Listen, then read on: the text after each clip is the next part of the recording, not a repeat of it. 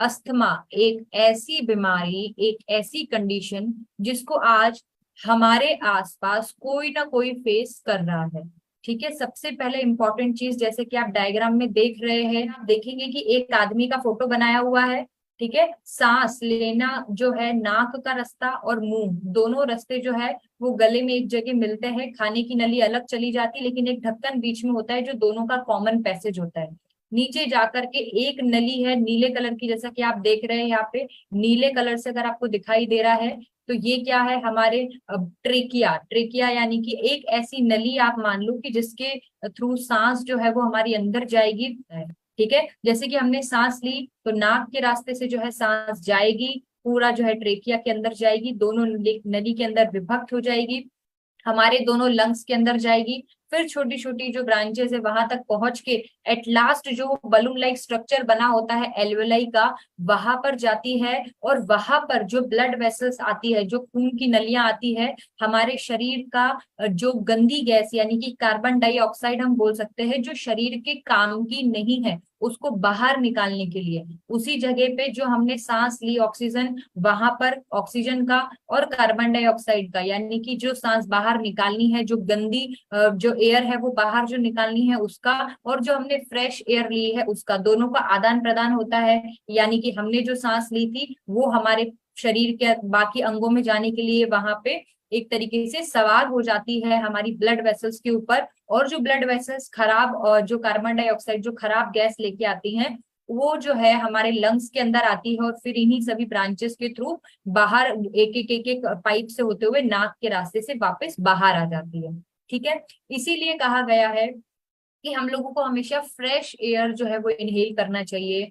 कोशिश करना चाहिए कि हम अपने आसपास में जो एयर पोल्यूशन हो रहा है उससे हम बचें। हम कोशिश करना चाहिए हमें कि हम फ्रेश एयर जितनी हो सके हमारी बॉडी के अंदर ले। हमें कोशिश करना चाहिए कि हम अपनी लंग्स कैपेसिटी को बढ़ाएं। हमें कोशिश करना चाहिए कि हम अपनी सिस्टम की जो अच्छी जो है प्रोसेस हो पाए, उसके लिए हम क्या कर सकते हैं, वो सभी चीजें हमें करना चाहिए। खून को प्यूरिफाई करने का काम करना है। आपको क्या करना है, सिर्फ खून जो है अपने शरीर के ऊपर से नीचे तक का जितना भी पोर्शन है, अंग है, सिर से लेकर के नीचे पैर के अंगूठे तक, वहां तक जो है खून को पहुंचाने का काम करना है। आज हम लोग बात करने वाले रेस्पिरेटरी सिस्टम से रिलेटेड। और रेस्पिरेटरी सिस्टम से रिलेटेड भी बहुत सारी बीमारियां होती है, सिर्फ एक या दो बीमारी नहीं होती है, लेकिन बहुत सारी बीमारियों में से आज हम लोग अस्थमा के बारे में जो है बात करने वाले हैं।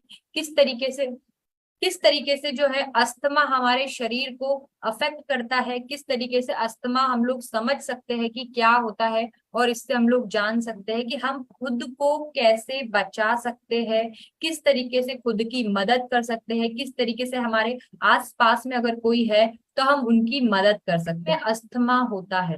ठीक है, आप ये डायग्राम देखिए, इस डायग्राम के अंदर लंग्स को दो भाग में डिवाइड कर दिया है। वैसे तो जो हमारे लंग्स यानी फेफड़े होते हैं वो दो होते हैं। ठीक है, लेकिन एक तरफ आप देख रहे हैं नीचे नॉर्मल लंग्स लिखा हुआ है, यानी कि आपके उल्टे हाथ की तरफ। ठीक है, और एक नीचे अस्थमैटिक लंग्स, यानी कि आपके सीधे हाथ की तरफ जो है अस्थमैटिक लंग, मतलब दोनों लंग्स को बीच में से जो है डिवाइड कर दिया गया है। डिवाइड करने के बाद में बताया गया है कि किस तरीके से एक हेल्दी लंग्स होते हैं। हेल्दी जो है मतलब जिसमें कोई परेशानी नहीं है, बिना अस्थमा वाला जो है वो स्ट्रक्चर कैसा होगा, और एक अस्थमा वाला जो स्ट्रक्चर है वो कैसा होगा। सबसे ज्यादा इंपॉर्टेंट चीज आपको ये ध्यान रखना है, अस्थमा में जो नलियां होती है ना, जो सांस को एक जगह से दूसरी जगह लेकर के जा रही है, जैसे मैंने अभी बताया था, हम सांस लेते हैं, उसके अंदर छोटी छोटी नली बनी हुई है।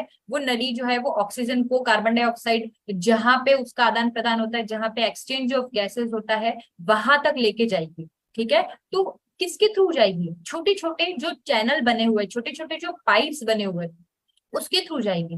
ठीक है, तो एक नॉर्मल कंडीशन में आप मेरा एरो अगर ध्यान से देखे तो ये देखिए, यहाँ पे कितनी सारी जगह है। आपको मेरा एरो दिखाई दे रहा है, नॉर्मल लंग के ऊपर देखिए पाइप के अंदर कितनी सारी यहाँ पे जगह बनी हुई है। ये अंदर जो है वो मसल्स है, और यहाँ पे इसको हम लोग बोल सकते हैं कि नॉर्मल लाइनिंग है। नॉर्मल लाइनिंग है, साथ में नॉर्मल अमाउंट ऑफ म्यूकस। आपको एक चीज बता दूं मैं, हमारे श्वसन व संस्थान के अंदर यानी हमारे रेस्पिरेटरी ऑर्गन के अंदर, रेस्पिरेटरी सिस्टम के अंदर जो नली बनी हुई है, वहां पे अंदर थोड़ी थोड़ी मात्रा में म्यूकस जो है वो सिक्रीट होता रहता है, मतलब चिपचिपा पदार्थ हम एक बोल सकते हैं। उसमें एक मैकेनिज्म होता है, कोई भी फॉरेन बॉडीज यानी कि धूल का कण हो गया, या फिर कोई बाल हो गया, या कोई कॉटन बर्ड्स हो गए, किसी भी तरीके का ऐसा कोई स्ट्रक्चर या फिर वायरस बैक्टीरियाज इस तरीके की साइज के जो सीरिया से और उनसे रुक सकते हैं, ठीक है, हमारे शरीर में जब प्रवेश करते हैं तो हमारी बॉडी का मैकेनिज्म होता है कि वो बाहर निकाले उसको। कभी भी आपने देखा होगा, आप कहीं ऐसी जगह पे गए हैं जहां पे बहुत ज्यादा धूल मिट्टी उड़ रही है, धुएं कंकड़ है, और आपको एकदम से छींक आने लग गई, ठीक है, तो उसमें आप ये समझ सकते हो कि धूल के छोटे छोटे कण जो है वो आपके नाक के अंदर गए। या फिर आपने बहुत अच्छा एग्जांपल मैं आपको बताती हूँ कि जो मम्मी लोग बघार लगाते हैं घर में, जब लेडीज खाना बनाती है, जो छौंक लगता है, अगर जरा सा भी तीखा हो गया या जल गया, और फिर जो वो मिर्ची है नाक के अंदर जब जाती है तो कितना इरिटेशन पैदा कर देती है, ठीक है। तो ठीक उसी तरीके से हमारे बॉडी के अंदर कुछ भी अगर एबनॉर्मल चीज जा रही है तो बॉडी का ऑटोमेटिक ऐसा रिस्पॉन्ड होता है कि वो बाहर निकाले।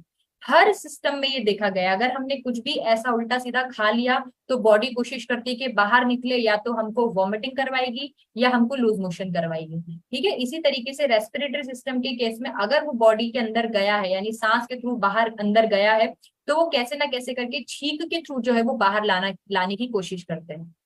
इन केस कोई प्रॉब्लम नहीं है, सब नॉर्मल चल रहा है, तो एक प्रॉपर अमाउंट का म्यूकस जो है वो सिक्रेट होता है। प्रॉपर अमाउंट का म्यूकस यानी कि ये जैसे बताया ना, नॉर्मल अमाउंट ऑफ म्यूकस, यानी जितना सिक्रेट होना चाहिए, जितना जो है वो चिपचिपा पदार्थ निकलना चाहिए उतना ही निकलता है। ये किस केस की मैं बात कर रही हूँ, ये नॉर्मल लंग्स की हम बात कर रहे हैं, ठीक है। जो नॉर्मल यानी कि जो प्राकृतिक जो हमारे फेफड़े है, प्राकृतिक जो हमारा श्वसन व संस्थान है, किस तरीके से नॉर्मली काम करता है हम उसके बारे में बात कर रहे हैं। तीसरी चीज ये होती है कि इसके अंदर मसल्स जो है वो रिलैक्स होगी। देखिए यहाँ पे मसल रिलैक्स यानी कि जो पाइप है कहीं से भी मुड़ी तुड़ी हुई नहीं है, अगर आप मेरा एरो के ऊपर देख रहे हैं तो, ठीक है।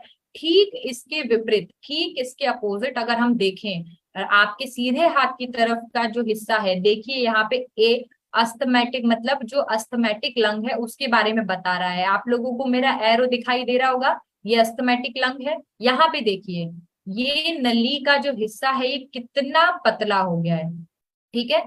ठीक इसके दूसरी तरफ अगर हम देखें तो यहाँ पे कितनी सारी जगह थी अंदर जाने के लिए, लेकिन ये जो अस्थमैटिक जो लंग है उसके अंदर जगह जो है वो कम हो गई, यानी कि स्वेलन हो गई है, वहां पे जो है सूजन आ चुकी है, और वहां पे एक्सेस म्यूकस बन रहा है, यानी कि जितना मात्रा में वो पदार्थ बनना चाहिए था उससे ज्यादा गुना में, उससे अधिक गुना में जो है वो बनने लग गया है, जिसके कारण उसका रास्ता भी सिकुड़ रहा है, उसका रास्ता जो है वो कम हो रहा है, ठीक है। और देखिए ऊपर एक और चीज, मसल टाइटनेस, यानी कि मसल जो है वहां की टाइट हो जाएगी। आप देखिए ये जो नली है ये पूरी यूनिफॉर्म नली नहीं दिखाई दे रही है, यहाँ पे कहीं गठान बन गई है, कहीं पिचकी हुई है, कहीं मोटी है, इस तरीके की जो हमको नली दिखाई दे रही है।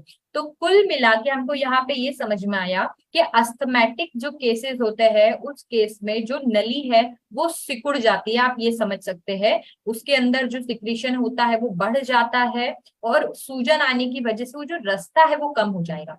अब आप मुझे एक चीज ये बताइए कि फॉर एग्जाम्पल अगर हम लोग किसी भी पौधे को अगर पानी दे रहे हैं और पानी जो है वो पाइप के थ्रू बह रहा है, अगर उस पाइप के अंदर धीरे धीरे धीरे धीरे काई जमती जाएगी तो उसका रास्ता जो है वो सिकुड़ जाएगा। बट फॉर एग्जाम्पल मान लीजिए कि उसके अंदर कोई ऐसा कचरा फंस गया, या बीच बीच में उसके अंदर हमने रास्ता जो है उसका जाम कर दिया, तो क्या हम पानी जो है पौधे तक पहुंचा पाएंगे? पानी पौधे तक नहीं पहुंचेगा। ठीक उसी तरीके से ये जो हमारी नली है, हमारे सांस लेने वाली जो नली है, इसमें क्योंकि सूजन आ जाती है, उसके अंदर और जो है वो सिक्रीशन बढ़ने की वजह से रास्ता जो है वो बंद हो जाता है, मसल्स जो है वो टाइट हो जाती है, यानी कि सिकुड़ जाती है, सिकुड़ जाती है यानी कि जितना जगह है वो सिकुड़ गई, तो उसकी जगह जो है वो कम हो गई। इन सभी कारणों की वजह से सबसे ज्यादा इंपॉर्टेंट चीज पेशेंट फेस करता है कि वो सांस नहीं ले पाता है, ठीक है। इसी चीज को हम लोग बोलते हैं अस्थमा या फिर अस्थमैटिक अटैक होना। सबसे ज्यादा इंपॉर्टेंट चीज हमें ये पता होना चाहिए कि अस्थमा अगर किसी भी पेशेंट को हो रहा है तो उसमें सबसे ज्यादा हमको क्या चीज देखने के लिए मिलेगी, वो पेशेंट सांस नहीं ले पाएगा, ठीक है। या फिर उसको बार बार ऐसे अटैक्स आएंगे कि सांस लेने में उसको परेशानी होगी, वो बहुत घबरा जाएगा। उसको क्या क्या होगा इसके बारे में हम आगे पढ़ रहे हैं, बट ये मैंने एक मोटा मोटा आपको बता दिया है कि what exactly asthma is. Asthma क्या है? एक ऐसी कंडीशन है जिसमें आपके फेफड़ों की जो नलियां हैं वो सिकुड़ जाती है। ठीक है, फेफड़ों की नलियां जो है वो सिकुड़ जाती है या रास्ता जो है वो कम हो जाता है किसी भी कारण से, तब आपको ये चीज समझ में आएगी कि सांस लेने में इस वजह से जो है वो परेशानी हो रही है। ठीक है, एक तरीके से देखिए इस डायग्राम में बताने की कोशिश की गई है कि किस तरीके से हमको सांस लेने में परेशानी होती है। म्यूकस जो है वो थिक आता है, यानी कि गाढ़ा गाढ़ा जो है म्यूकस आने लगता है। सांस लेने में हमको परेशानी होती है। जो लंग्स है वो टाइटनेस, यानी कि ऐसा लगता है जैसे किसी ने पत्थर रख दिया है, हमारे जो फेफड़े है वो किसी ने बांध दिए हैं। ठीक है, नेक्स्ट इज सांस जब हम लोग लेंगे और छोड़ेंगे तो हमारे फेफड़ों से एक आवाज आएगी। ठीक है, गर्र गर्र करके एक आवाज सुनाई देती है। ऐसा लगता है कि जैसे कोई चीज बीच में अटक रही है ना। वो अटकने का कारण यही है कि एक तो वो नली जो है वो सिकुड़ रही है, और साथ में सबसे ज्यादा इंपॉर्टेंट चीज उसके अंदर क्या हो रहा है कि उसके अंदर बहुत ज्यादा म्यूकस बन गया है। ठीक है, आपने देखा होगा जो छोटे बच्चे होते हैं, फ्रूटी वगैरह जो लोग पीते हैं, तो उसके अंदर वो पाइप से जब हवा छोड़ते हैं, ठीक है, अंदर फ्रूटी की तरफ, तो किस तरीके से बबल्स बनने लगते हैं, तो बबल्स की आवाज आती है। जब हम पीते हैं तो बिल्कुल साफ। तो कहने का मतलब जब रास्ता जो है वो क्लियर होगा बिल्कुल, या उसमें कोई रुकावट नहीं होगी, तो सांस जो है वो बिल्कुल अंदर बाहर होने लगेगी। लेकिन इन केस खाली रास्ता जो है वो नहीं है, बबल्स अगर बन रहे हैं या कुछ ना कुछ लिक्विड केस में आ रहा है, तो उसमें हमको आवाज जो है वो सुनाई देगी। ठीक है, सबसे ज्यादा इंपॉर्टेंट चीज हमें ध्यान रखना है कि ब्रेस्ट मतलब जो हमारा चेस्ट रीजन जो है, वहां पे बहुत हमको टाइटनेस फील होगी और सांस लेने में जो है वो परेशानी होगी। ये इसका मेन जो है हम लोग देख सकते हैं कि कौन पेशेंट है जिसको ये परेशानी हो सकती है। हम समझ सकते हैं कि किस पेशेंट को ये परेशानी हो सकती है। ठीक है, यहाँ पे देखिए वही चीज बताई गई है जो मैंने आपको पहले वाले डायग्राम में बताया था कि क्या अस्थमा एग्जैक्टली क्या चीज अस्थमा होती है। अस्थमा जो है अगर हम देखें, हमारे जो सांस लेने वाली जो नलियां हैं, जो रास्ते हैं, उस रास्ते को किस तरीके से जो है वो सुजा देती है, वहां सूजन आ जाती है, वहां पे बहुत ज्यादा जो है वो म्यूकस जो है वो बनने लगता है, जो नलियां है वो सिकुड़ जाती है, जिसके कारण से हमको सांस लेने में परेशानी होती है। अगर हमको सांस लेने में परेशानी होगी तो हम प्रॉपर तरीके से हम ऑक्सीजन हमारी बॉडी के अंदर नहीं पहुंचा पाएंगे, प्रॉपर तरीके से जो कार्बन डाइऑक्साइड है वो बाहर नहीं आएगी, और अल्टीमेटली अगर इस कंडीशन को जल्दी से हमने राहत नहीं दिलाई तो ठीक उसी तरीके से इंसान की मृत्यु भी हो सकती है। जैसे कोई इंसान सांस नहीं लेगा, उसका गला दबा दिया जाएगा या उसका नाक दबाने से जिस तरीके से मृत्यु हो जाती है। ठीक है, बट बहुत सारे केसेस में ऐसा नहीं होता। हम पेशेंट को बचा लेते हैं क्योंकि उसको पता होता है कि हमारे साथ ये कंडीशन है, वो अपनी सारी दवाइयां जो है उसके साथ में रखता है। सबसे ज्यादा मेन इंपॉर्टेंट चीज आपको ये ध्यान ही रखना है कि नॉर्मल जो है उस केस में पेशेंट को कोई परेशानी कोई एबनॉर्मेलिटी नहीं है। लेकिन अस्थमा के केस में जो मैंने आपको चीजें बताई है वो सभी चीजें होंगी कि जो रास्ता है वो सिकुड़ जाएगा, साथ में म्यूकस जो है वो बनने लगेगा, जो रास्ता है वो सूज जाएगा, वहां पे जो है वो सूजन होने लगेगी। ठीक है, अब हम कैसे पहचानेंगे कि कोई भी पेशेंट जो है उसको अस्थमा की परेशानी हो सकती है, या हम खुद कैसे जानेंगे कि हमको ये परेशानी हो रही है। ठीक है, सबसे ज्यादा इंपॉर्टेंट व्हीजिंग, यानी जैसे मैंने बताया था कि हम सांस जब लेंगे छोड़ेंगे तो हमको सांस में आवाज सुनाई देगी। ठीक है, आपको इतना गौर करने की जरूरत नहीं है क्योंकि कई बार ये आपको नॉर्मली जो है वो सुनाई नहीं देगी, वो स्टेथोस्कोप लगाने से सुनाई देता है। जब डॉक्टर जो है वो चेक करते हैं कान में लगा करके स्टेथो से, तब उनको जो है वो आवाज जो है वो क्लियरली सुनाई देती है। बहुत ज्यादा आपको परेशान होने की जरूरत नहीं है, बट ये एक सुपरफिशियल मैंने एक आइडिया देने के लिए आपको बताया है। पेशेंट जो है वो खांसी करेगा, उसको खांसी आती है। आप लोगों ने देखा होगा कि अगर हम मैंने जैसे अभी एग्जांपल दिया था कि कुछ भी नाक में चला गया तो छींक आएगी। ठीक है, ठीक इसी तरीके से खांसी एक अच्छा मैकेनिज्म है ना। अगर हमारे शरीर में से कफ को बाहर निकालना है तो बॉडी का एक प्रोटेक्टिव मैकेनिज्म होता है कि जब हम खांसी करते हैं तो रेस्पिरेटरी सिस्टम यानी श्वसन व संस्थान के अंदर जो भी चीजें बन रही है वो बाहर आने की कोशिश करेगी जब हम खांसते हैं, इसीलिए मुंह के थ्रू बाहर आती है, फिर हम वो बलगम वगैरह जो भी रहता है उसको थूक देते हैं या उसको हटा देते हैं। ठीक है। इसका एक सबसे ज्यादा इंपॉर्टेंट चीज यही है, क्योंकि रास्ता जो है वो जाम हो गया है, शरीर जो है वो चाहता है कि वो सांस ले, इस कारण से हम खांसी करके कोशिश करते हैं कि कभी वो रास्ता जो है वो क्लियर हो जाएगा, तो हम खांसी जो है वो भी हम बहुत पेशेंट्स के अंदर देख सकते हैं। शॉर्टनेस ऑफ ब्रेथ यानी सांस लेने में जो है उनको परेशानी होगी, ये सबसे ज्यादा मेन इंपॉर्टेंट चीज है, सबसे ज्यादा अच्छे से आप इससे पहचान सकते हैं। उनकी हृदय की गति जो है वो बढ़ जाएगी, बहुत ज्यादा जो है उनको हृदय की गति जो है सुनने लगेगी, महसूस होने लगेगी, धक धक जो है एक नॉर्मल पेशेंट जो बोलता है कि मेरे को बहुत ज्यादा तेज जो है धड़कन बढ़ जाती है। ठीक है, तो वही चीज इसके अंदर होगी। सबसे ज्यादा इंपॉर्टेंट चीज, सांस एक तो वो नहीं ले पा रहा है, और एक उसको सांस लेने में दिक्कत हो रही है, दोनों में अंतर है। एक तो वो सांस ले ही नहीं पा रहा है, बिल्कुल भी नहीं ले पा रहा है, और एक केस ये है कि जिसमें उसको सांस लेने में बहुत ज्यादा ताकत लगानी पड़ रही है, या अपना जो पोस्चर है वो चेंज करना पड़ा है। जब वो खड़ा होगा तो उसको लगेगा कि हाँ मुझे राहत है, जब वो लेटा हुआ रहेगा तो वो सो नहीं पाएगा। ठीक है, जब वो बैठेगा तब उसका उसके कारण जो है वो धीरे से सांस ले सकता है। ठीक है, नेक्स्ट, स्किन जो है वो पेल हो जाएगी, पसीना पसीना हो जाएगा पेशेंट, उसको बहुत ज्यादा चिपचिपा होने लगेगा, बिल्कुल जैसे हम लोग बोलते हैं जिसको घबराहट होने लगती है पेशेंट को।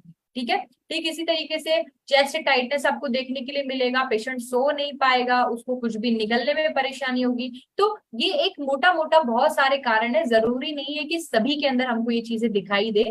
मेन इंपॉर्टेंट चीज हमको ये ध्यान रखना है कि अगर कोई भी अस्थमा का पेशेंट है तो हमें पहले पता होना चाहिए कि उनकी पहले से या तो कोई दवाई चल रही होगी, क्योंकि ऐसा नहीं होता कि पेशेंट को पता नहीं होता। ठीक है, कभी ना कभी उनके साथ ये सिचुएशन पहले से ही आई चुकी होती है, और फिर उसके बाद में जो है वो बार बार उन चीजों से सफर करते हैं, और एग्जैक्टली जो है वो क्या होता है वो हम आगे पढ़ने वाले हैं, मैं आगे बताने वाली हूँ आपको कि कौन कौन सी चीजें जो है वो ट्रिगर करती हैं अस्थमा को। ठीक है, नेक्स्ट, यहाँ पे जैसे मैंने स्टार्टिंग में एग्जांपल दिया था आपको, किस तरीके से जो है वो रास्ता जो है वो ब्लॉक हो जाता है, रास्ता कम हो जाता है, छोटा हो जाता है। तो नॉर्मल एयर वे यहाँ बताया गया है पहले वाले फोटो के अंदर, अगर आप देखेंगे तो नॉर्मल वे है, नॉर्मल एयर वे है, किस तरीके से मसल्स जो है वो नॉर्मल है, किस तरीके से लाइनिंग जो है वो नॉर्मल है, यानी कि नली जो है, एक तरीके से आप नली को देखेंगे तो पूरी तरीके से यूनिफॉर्म नली है, एक जैसी नली है। ठीक है, वहां कोई भी जो है वो रुकावट नहीं हो रही है।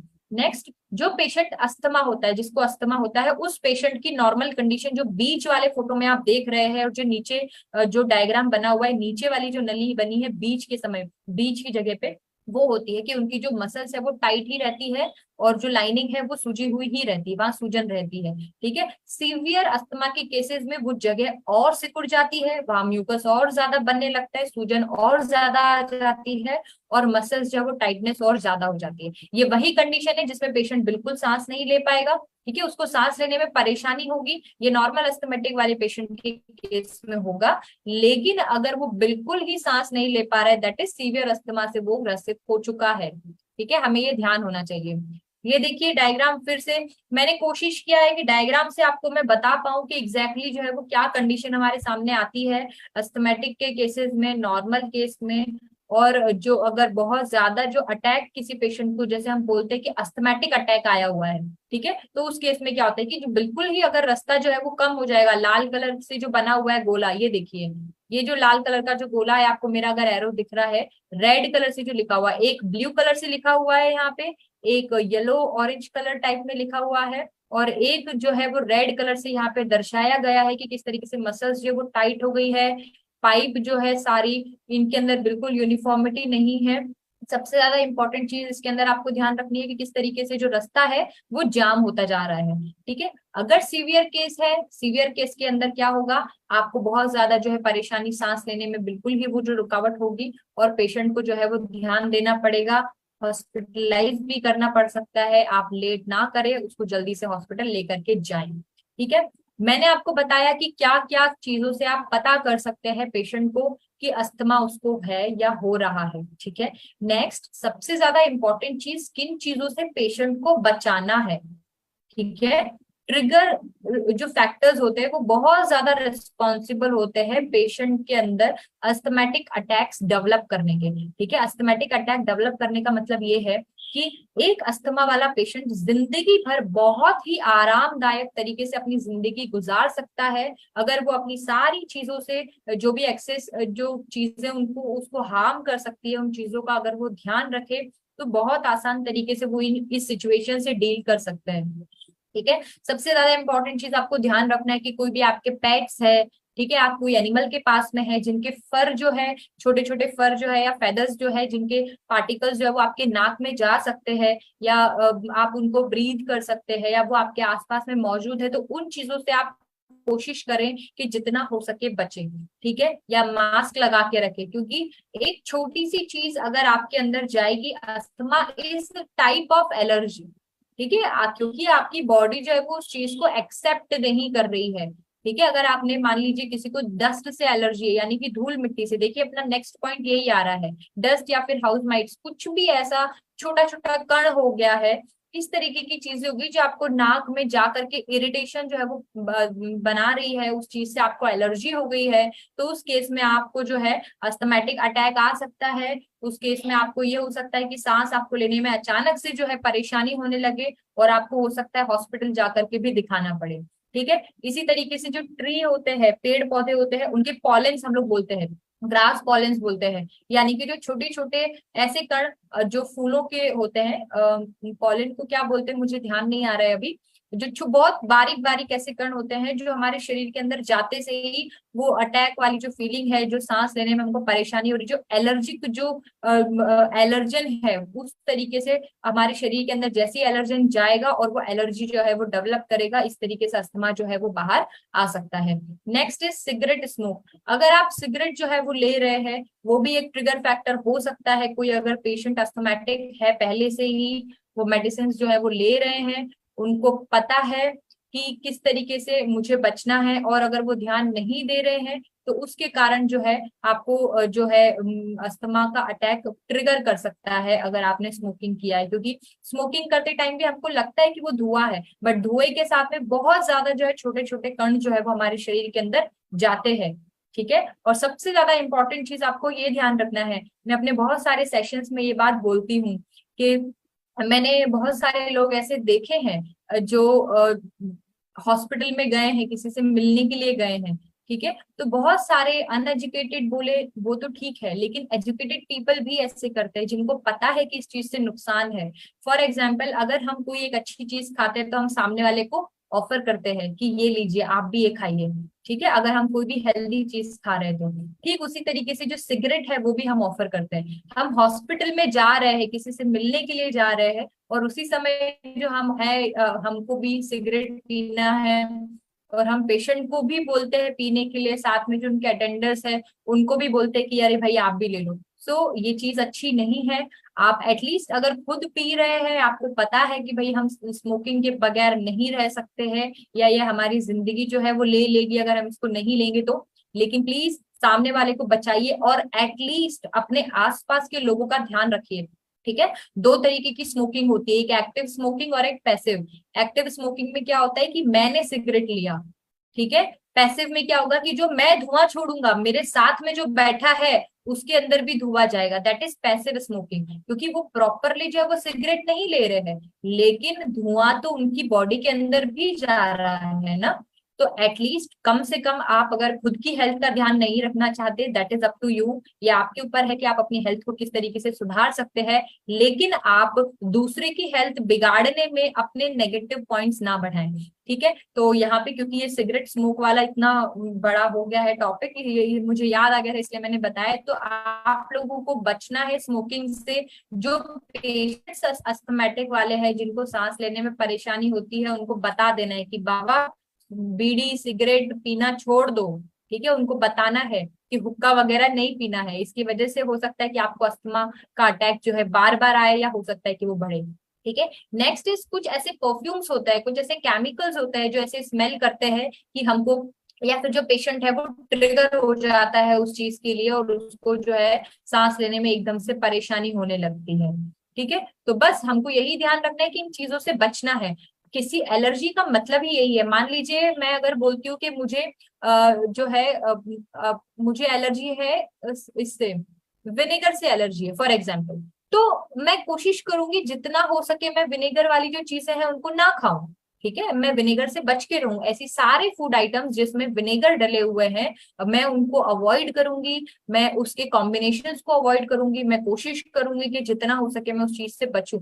एलर्जी का सबसे ज्यादा मेन इंपॉर्टेंट चीज ही यही है कि अगर आपने ध्यान रख लिया, आपको पता चल गया कि हमें किस चीज से परेशानी है, तो आप उस चीज से अपना बचाव कर लीजिए, उस चीज से आप दूर रहिए, तो आपको जो है फाइनली जो है वो चीज ट्रिगर नहीं होगी, आप उस चीज से काफी हद तक जो है बच सकते हैं।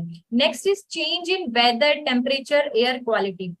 आपने कई बार देखा होगा कुछ पेशेंट्स ऐसे होते हैं या कुछ बीमारियां ऐसी होती हैं जो सीजनल होती है, ठीक है, जैसे ही मौसम बदला, मौसम बदलते से ही जो है हमें वो परेशानी होने लगती है। तो हमें यहाँ पे सबसे ज्यादा इंपॉर्टेंट चीज यही ध्यान रखना है कि जैसे ही सीजन चेंज होगा तो आपको एकदम से जो अपना खाना पीना है वो नहीं चेंज करना है, धीरे धीरे टैपरिंग मेथड से चेंज करना है।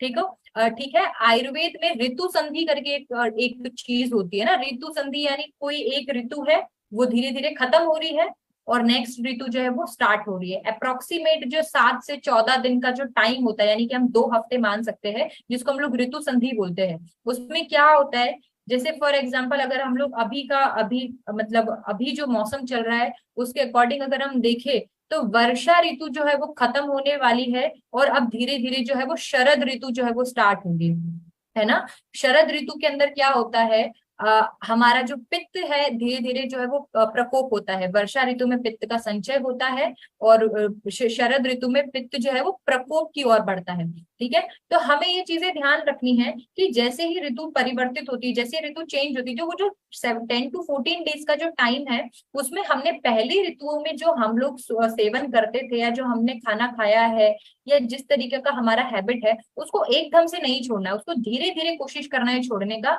एंड देन जो आने वाली ऋतु है उसको धीरे धीरे लेना है। फॉर एग्जाम्पल इसका एक बहुत अच्छा उदाहरण मैं आपको देती हूँ कि ठंडी के टाइम पे यानी सर्दियों में आपने देखा होगा कि हमारी डाइट एकदम हैवी हो जाती है। ठीक है, हम लोग बहुत सारा कुछ खाते हैं, हम बहुत सारे ड्राई फ्रूट्स के लड्डू खाते हैं, हम बहुत सारी ऐसी चीजें खाते हैं जो पचने में भारी होती है। उसका कारण क्या है, हेमंत ऋतु में यानी कि जो शिशिर ऋतु, शीत ऋतु जो होती है, जो विंटर जो हमारा सीजन होता है उसमें हमारी अग्नि बहुत अच्छी होती है।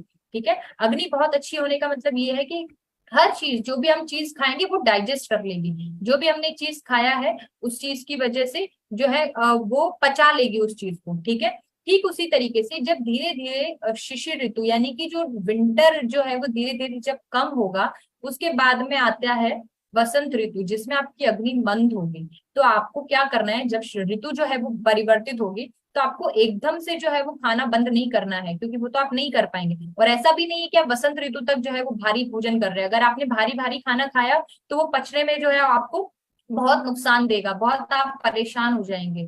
ठीक है, तो सबसे ज्यादा मेन इंपॉर्टेंट चीज यहाँ पे यही है कि आप कोशिश करिए धीरे धीरे अपनी डाइट कम करें, फिर उसके बाद में जो है धीरे धीरे अपनी डाइट को वसंत ऋतु के अनुसार आराम से अपनी जो नॉर्मल जो आपकी डाइट है उस पर लेकर के आइए।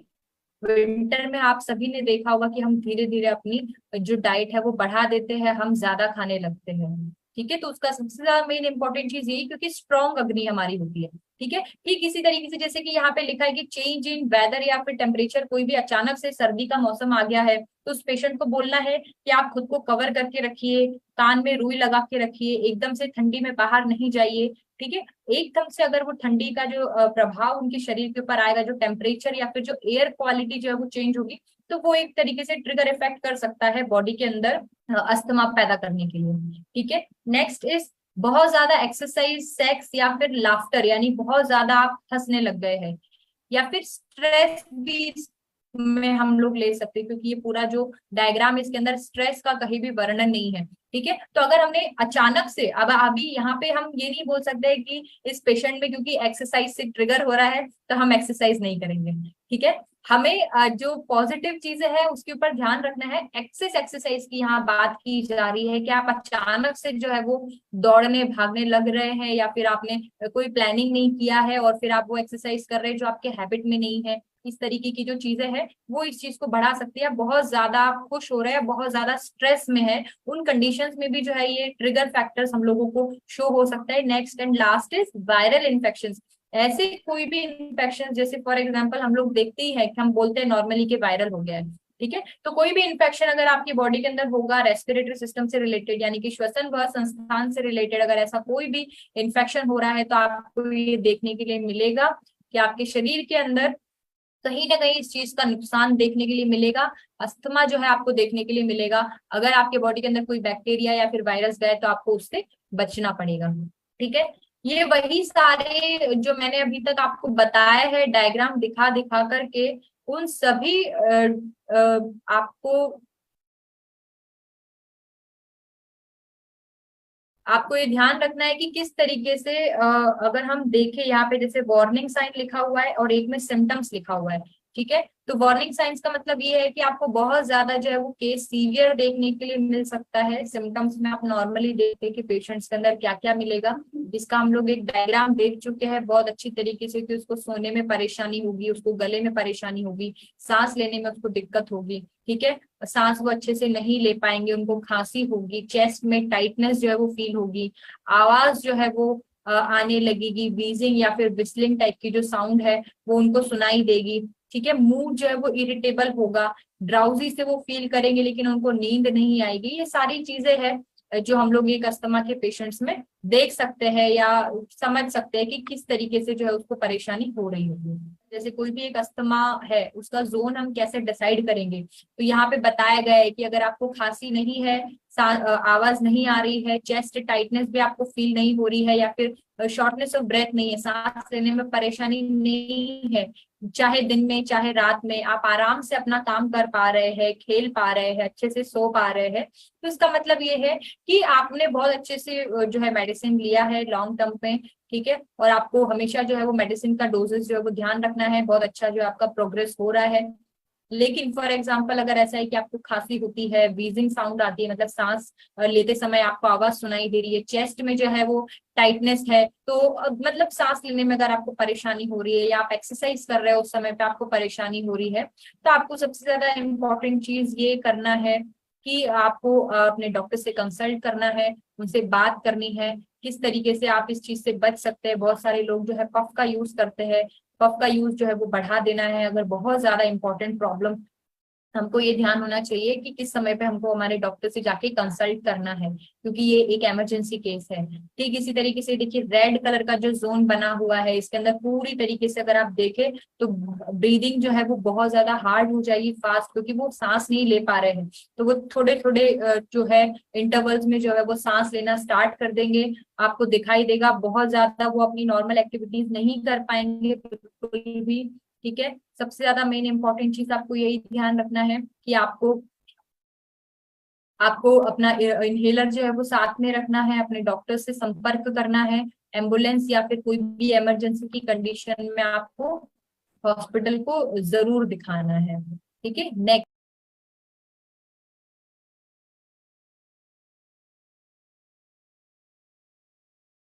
ठीक है। इसलिए तो आप अभी फिलहाल इतना ध्यान रखिए कि अगर हम किसी भी पेशेंट को अस्तप्राश दे रहे हैं तो 5 ग्राम जितना, यानी कि आप एक छोटी चम्मच जो होती है हमारी छोटी टी स्पून जिसको हम बोलते हैं, वो आप दे सकते हैं खाना खाने के बाद में। यहाँ पे आपको ध्यान रखना है पेशेंट डायबिटिक ना हो। अगर पेशेंट डायबिटिक है तो उनकी blood sugar level please control हो, इस चीज का आप ध्यान रखें, उसके बाद में ही पेशेंट को अस्तप्राश दें। ठीक है। एन टैबलेट्स दे सकते हैं अपना, 2-2 गोली सुबह शाम खाना खाने के बाद में, कैप्सूल गिलॉय दे सकते हैं, आंवला दे सकते हैं, 2-2 सुबह में शाम में खाना खाने के बाद में। आप चाहे तो इसका स्क्रीनशॉट ले सकते हैं। ठीक है। ताकि अगर इन केस कभी ऐसा मौका पड़े कि आपको समझ नहीं आ रहा है कि आपको किस तरीके से बताना है पेशेंट को कि कैसे लेना है, तो आप ये चीजों का ध्यान रख सकते हैं। अस्थिल कफ सिरप आप दे सकते हैं। अस्थिल कफ सिरप में 5 to 10 ml हमको लेना है एक बार में, 4 बार लेने के लिए बोलना है पेशेंट को। 4 बार लेने के लिए हम बोलेंगे, सुबह में, दोपहर में, शाम में और रात में। ठीक है। अगर पेशेंट नॉर्मल एज में है, 18 से 20 साल तक में, 22 साल में है, 5 ml हम बोलेंगे। ठीक है। उसके बाद में सबसे ज्यादा इंपॉर्टेंट चीज ये है कि हमें ध्यान होना चाहिए कि 4 बार दे रहे, इसको लेने के बाद में पानी नहीं पीना है। ठीक है। सीबकथॉर्न जूस देना है 30-30 ml सुबह शाम, खाना खाने के पहले बराबर मात्रा में पानी मिलाकर। ठीक है। ये सारी चीजें हम लोगों को पेशेंट को बोलना है। सभी की सभी एक साथ देना है ऐसा जरूरी नहीं है, डिपेंड करता है कि पेशेंट जो है उनको क्या एग्जैक्टली प्रॉब्लम हो रही है, हमको इसके साथ में और कोई दूसरी मेडिसिन भी ऐड करना है क्या, क्योंकि हम ये नहीं बोल सकते हैं कि आप 10 दवाइयां एक साथ ले लो। ठीक है, फाइनेंशियली भी वो सपोर्ट नहीं करेंगे खुद को कि हम इतनी सारी दवाई खा ले, और उनकी बॉडी भी सपोर्ट नहीं करेगी। ये बात मैं हर बार बोलती हूँ, हर बार मैं आपको समझाने की कोशिश करती हूँ। आयुर्वेद में अग्नि का बहुत बहुत ज्यादा इम्पोर्टेंट रोल है। अगर आपकी अग्नि अच्छी है, अगर आपकी अग्नि जो है वो बलशाली है, तो आप कोई भी मेडिसिन लोगे, कोई भी खाना खाओगे, कोई भी डाइट लोगे, वो अच्छे से डाइजेस्ट हो जाएगी। आप जो भी चीज ले रहे हैं वो पूरी तरीके से पोषण आपके शरीर को देने की कोशिश करेगा, दे पाएगा। अगर आपकी उसी जगह अगर अग्नि मंद है, तो वो ना केवल उस बीमारी को ठीक नहीं कर पाएगा, बल्कि और दूसरी बीमारियां भी कर सकता है।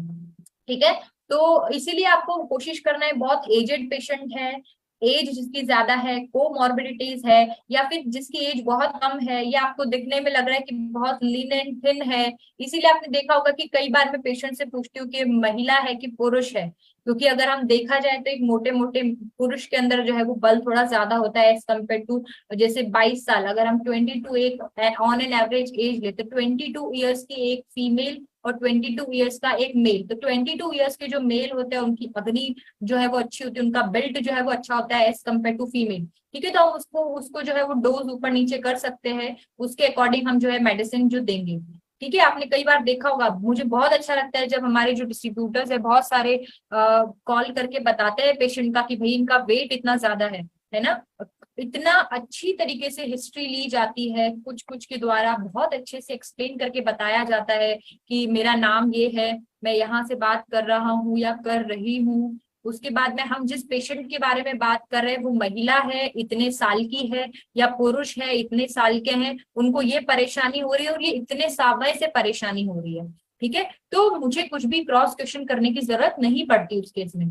ठीक है, तो सबसे ज्यादा इंपॉर्टेंट चीज हमें ये ध्यान रखना है कि ये मेडिसिन तो मैंने यहाँ पे बताया है, ये एक लाइन ऑफ ट्रीटमेंट हम देख सकते हैं, बट हमको अस्तप्राश किसमें कम करना पड़ेगा, किसमें नहीं देना पड़ेगा, ये हमें देखना है। डायबिटिक के केसेस में हम अगर अस्तप्राश दे रहे हैं, जरूरत ही है देने की, तो हमें डायबिट भी साथ में ऐड करना पड़ेगा, ताकि उनकी जो ब्लड शुगर लेवल है वो कंट्रोल रहे। ठीक है, तो इस तरीके से कुछ बातों का आपको ध्यान रखना पड़ेगा, और उसके बाद में जो है ये आप मेडिसिन दें। इन मेडिसिन के अंदर ऐसी कौन सी चीजें होती है वो हम लोग अपने जो दूसरा अपना हेल्थ अवेयरनेस जो प्रोग्राम है उसके अंदर हम लोग डिस्कस करेंगे। हमारे सीएमडी मैम और एमडी सर जो है उनके लिए, उनकी कारण हम लोग अपना जो है सेशंस इतने अच्छे से कर पाते हैं, हम अपनी अवेयरनेस जो है वो फैला पाते हैं, हम समझ पाते हैं कि किस तरीके से योगा प्राणायाम हमारे लिए इम्पोर्टेंट रोल प्ले करते हैं, हम अपने जो विचार है वो एक दूसरे से साझा कर पाते हैं यहाँ पर। तो थैंक्स टू अवर कंपनी के उन्होंने हमको ये प्लेटफॉर्म दिया, जहाँ पे हम अपनी ना केवल सिर्फ अपनी बल्कि हमारे जो नेबर्स है, जो हमारे फैमिली मेंबर्स है, जो हमारे फ्रेंड्स है, जो हमारे लव्ड वंस है, उन सभी की हम लोग मदद कर सके, उनको अच्छे हेल्थ टिप्स दे सकते हैं, उनको अच्छे से सजेस्ट कर सकते हैं कि आपको क्या करना चाहिए और क्या नहीं करना चाहिए। ठीक है, सो लेट्स हम अपना जो नेक्स्ट पॉइंट है, डाइट, हमने मेडिसिन तो बता दिया है, और सबसे ज्यादा इंपॉर्टेंट चीज ये कि हमारी बॉडी में फिजिकली जो है हम किस तरीके से हमारी ऐसी चीजें कर सकते हैं जो योगा में प्राणायाम में जो हमको एक अस्थमैटिक अटैक में या फिर अस्थमा के पेशेंट में मदद करेगा, बॉडी को रिलैक्स होने में और ये जो सारे सिम्टम्स है उससे लड़ने में। तो अर्ध मत्स्येंद्र आसन जो है वो इस तरीके का एक आसन है। ये देखिए जो फर्स्ट पिक्चर बनाया हुआ है इसमें किस तरीके से जो है लड़की जो है वो अर्ध मत्स्येंद्र आसन जो है परफॉर्म कर रही है। आजकल आप यूट्यूब पे भी अलग अलग वीडियोस देख सकते हैं अर्ध मत्स्येंद्र आसन का, किस तरीके से जो है वीडियो आ जाता है, हमें पता चल जाता है कि किस तरीके से वीडियो हम लोग प्ले करके देख सकते हैं। नेक्स्ट इज पवन मुक्तासन। पवन मुक्तासन के केस में भी हम लोग पेशेंट को लेटने के लिए बोलेंगे, फिर दोनों लेग्स जो है वो अपने पास लेकर के आएंगे और फिर उसको बाहर वापस से पैर को जो है वो दूर लेके जाना है, उष्ट्रासन करना है। ठीक है, अपने नी के ऊपर आपको इस तरीके से खड़ा हो जाना है, पीछे बैक की तरफ जो है अपनी जो एड़ियां है उनको इस तरीके से पकड़ना है जैसे इस डायग्राम में बताया हुआ है। तो इस तरीके से हमारे बॉडी के अंदर जो है काफी ज्यादा जो है हमारी मदद करने वाले जो है ऑर्गन्स हम लोग देख सकते हैं, योगा किस तरीके से सपोर्ट करता है। नेक्स्ट सेतु बंधासन, ब्रिज पोज, इसके अंदर बताया गया है कि कैसा नहीं करना है। इनकरेक्ट पोज भी बताया है, करेक्ट पोज भी बताया है। तो आपको जो ऊपर वाला है ना, जहाँ पे ये देखिए, ये जो ऊपर वाला है, डू दिस नॉट दिस, ऐसे नहीं करना है, इस तरीके से करना है। तो कुल मिला के ये आपको मसल्स जो है वो स्ट्रॉन्ग करेंगे, इस तरीके से जो एलर्जेंस है उनसे बचाएंगे। अलग है। नेक्स्ट इज भुजंगासन। भुजंगासन आप लोगों ने देखा होगा, बहुत सारे केसेस में हम बोलते हैं पेशेंट को करने के लिए। कोबरा पोज जिसको हम लोग नॉर्मली जो है बोला जाता है, ठीक इसी तरीके से आपको देखना पड़ेगा कि हम अपने अपने जो पेशेंट्स हैं उनको बोले कि किस तरीके से आप अपनी डाइट के साथ में अपनी जो ट्रिगर फैक्टर्स है उनको दूर रखते हुए अपनी मेडिसिन के साथ में कितनी आसान तरीके से आप अपनी जिंदगी जो है बहुत अच्छे से जी सकते हैं। नेक्स्ट इज अनुलोम विलोम प्राणायाम आप कर सकते हो, जिसमें आपको बहुत ज्यादा रिलैक्स मिलेगा। अस्थमा का ट्रिगर होने का सबसे एक मेन फैक्टर इज स्ट्रेस।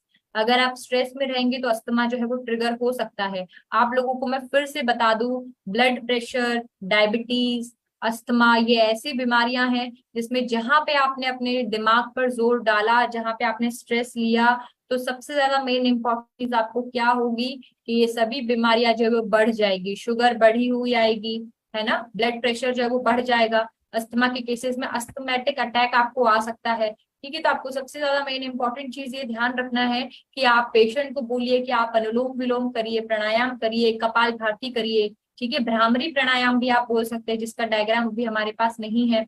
ठीक है, सुखासन में बैठ के आप अपनी बॉडी को रिलैक्स कर सकते हैं। बटरफ्लाई पोज जिसको हम लोग बोलते हैं तितल्यासन, वो आप कर सकते हैं। शवासन कर सकते हैं, सिर्फ नॉर्मली जो है अब लेटना है, अपनी हथेलियों को आसमान की तरफ रखना है, गर्दन को किसी भी एक डायरेक्शन में जो है साइड में करके आपको सांस अंदर लेना छोड़ना, इस तरीके से अपने श्वास के ऊपर ध्यान देना है। कोबरा पोज में बता चुकी हूँ, ब्रिज पोज अपने पहले दिख लिया है। तो इस तरीके की जो चीजें हैं, इससे आप अपनी बॉडी को, ना केवल बॉडी को स्ट्रॉन्ग करेंगे, साथ में अपने मन को भी स्ट्रॉन्ग करेंगे। और मन को स्ट्रॉन्ग करने के कारण सबसे ज्यादा अच्छी चीज ये होगी कि आप अपना जो ट्रिगर फैक्टर है उसको कम कर रहे हैं। ठीक है, ट्रिगर फैक्टर को कम करने से सबसे ज्यादा इंपॉर्टेंट चीज आपको ये पता होना चाहिए कि हम क्या ऐसी चीजें कर सकते हैं कि जिससे हम इस कंडीशन से बच सकें। ठीक है, यहाँ पे मैं आपको ये बताना चाह रही हूँ कि अगर आपको अस्थमा हो गया तो मीन्स वो लाइफ टाइम आपके साथ में रहेगा। यू हैव टू डिसाइड कि आपको उसके साथ एडजस्ट कैसे करना है। जैसे मैंने बताया, ट्रिगर फैक्टर से बचे तो आपको ये पता होना चाहिए कि भाई हम धूल मिट्टी वाले रास्ते में ना जाएं। अगर जा रहे हैं तो मास्क लगाए, ज्यादा स्ट्रेस नहीं लेना। ठीक है, मतलब खुद की जिंदगी के अंदर बहुत ज्यादा जो है वो कांटे नहीं बोने हैं, है ना। कोशिश करना है कि शांतिपूर्ण जिंदगी हम जिए, हमारे साथ वालों को भी जीने दें, और हम सपोर्ट करें लोगों को कि वो भी अपनी जिंदगी शांतिपूर्ण तरीके से जिए। क्योंकि कहा भी गया है कि क्या लेके आए थे क्या लेके जाओगे। ठीक है, आई होप आप सब लोग बहुत अच्छे से पूजा पाठ करते हैं, वो भी एक बहुत अच्छा